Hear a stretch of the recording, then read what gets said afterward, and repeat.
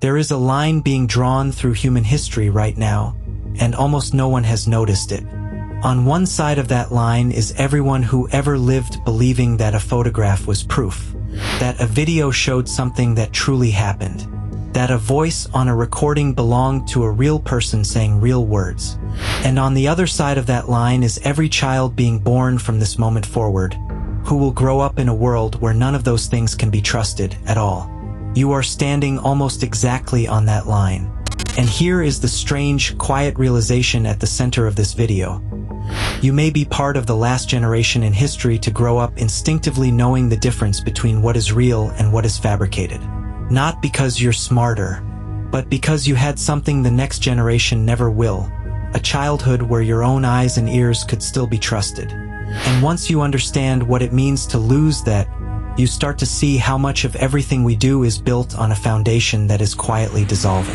To feel the weight of this, you have to notice something you've never had to think about because it has always simply been true. For your entire life, a photograph carried a kind of built-in promise. Yes, images could be staged, and yes, they could be edited, but doing it convincingly took skill, time, and effort, and deep down we all trusted that most of what we saw was basically real. That silent promise was the foundation under an enormous amount of ordinary life. It's why a photo could be evidence in a courtroom, why a video could end a career or prove an event to the world, why a familiar voice on the phone was enough to convince you that your own mother was calling. We never signed this agreement. We never even named it. But every one of us has been living inside a deal where recorded reality could mostly be believed. And that deal, silently, is now being torn up. For a long time, the fakes were easy to catch. Early manipulated images had a wrongness you could feel. Hands with too many fingers, eyes that didn't track, a mouth slightly out of sync, a shadow falling the wrong way. Your brain snagged on the details. But those days are ending faster than most people realize. The technology to fabricate images, video, and voices has crossed a threshold where the flaws are disappearing. A synthetic face now has convincing pores and stray hairs. A cloned voice carries the little pauses and breaths of a real person, generated from just a few seconds of audio. A fabricated video can place someone who was never there into a scene that never happened, saying words they never said, with lighting and motion that hold up to a casual glance, and increasingly to a careful one. And it is no longer slow. What once took a studio and days of work now takes a phone and seconds. A scammer can lift a few seconds of your voice from a social media clip and generate a phone call in which you beg a relative for money, crying, in your own accent, in real time. A face can be swapped onto a live video call convincingly enough to fool a colleague. The barrier that used to protect us, that faking reality was hard, has simply collapsed. We are arriving at the moment where the fake is no longer a worse version of the real thing.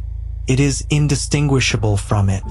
And when the copy is perfect, the very idea of an original starts to lose its meaning. So imagine growing up on the other side of that line. Imagine being a child who has never once been able to assume that anything on a screen is real. To that child, a video of a world leader declaring war and a video of that same leader singing a song are exactly equally plausible and exactly equally suspect. A photo of a family member, a news clip of a disaster, a voice message from a friend. All of it arrives preloaded with a question their generation can never switch off. Is this real, or was this made? Think about what that does to a developing mind. You and I built our understanding of the world on a bedrock assumption that seeing is, roughly, believing. That child will build theirs on quicksand, on the knowledge that anything, absolutely anything, could be a perfect fabrication designed to move them. They won't be more gullible than us. In a strange way, they'll be far more suspicious. But they will have lost something we didn't even know was a gift. The simple, grounding certainty that some things can just be trusted on sight. And here we reach the twist that most people miss.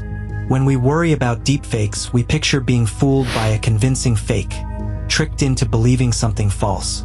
That danger is real, but it is not the deepest one. The deepest danger runs the opposite direction. When everyone knows that anything can be faked, then anything real can be dismissed as fake. This is the true poison. A politician caught on camera doing something indefensible can now simply shrug and call the footage a deepfake, and enough people will believe him. Genuine evidence of a crime, a real recording of the truth, can be waved away with 3 words: "That's not real." The problem was never only that we might believe lies. It's that we lose the ability to prove the truth. Picture a real atrocity, filmed by a real witness, uploaded as genuine evidence, and then simply drowned out by a chorus insisting it was AI generated, a chorus that no longer even has to prove it because the mere possibility is enough. When no image can be trusted, the powerful gain the perfect escape hatch, a permanent, built-in denial for anything they're ever caught doing. Truth stops being something you can show and becomes something you have to be believed about. And a society that can no longer prove what happened is a society where whoever tells the most confident story, to the most people, simply wins. So is there any solid ground left? There is, but it's not where we're used to looking. When the image itself can no longer be trusted, trust has to move somewhere else, to the source. The question stops being, does this photo look real? And starts being, who is showing me this? And why should I believe them? We're already seeing the first attempts to rebuild that ground. Cryptographic signatures that could travel with a file to prove where it came from, cameras that stamp an image with verified origin at the moment of capture, trusted institutions whose entire value becomes their reputation for showing you only what they can stand behind. It's a strange reversal. For a century, the recording was the proof and the source was almost irrelevant. Now the recording proves nothing, and the source becomes everything. We are being forced to rebuild trust from the ground up, not in what we see, but in who we choose to believe. Which brings us back to you, standing on that line.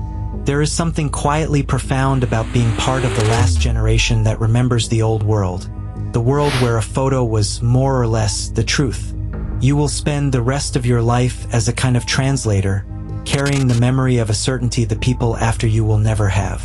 And maybe that memory is exactly what matters.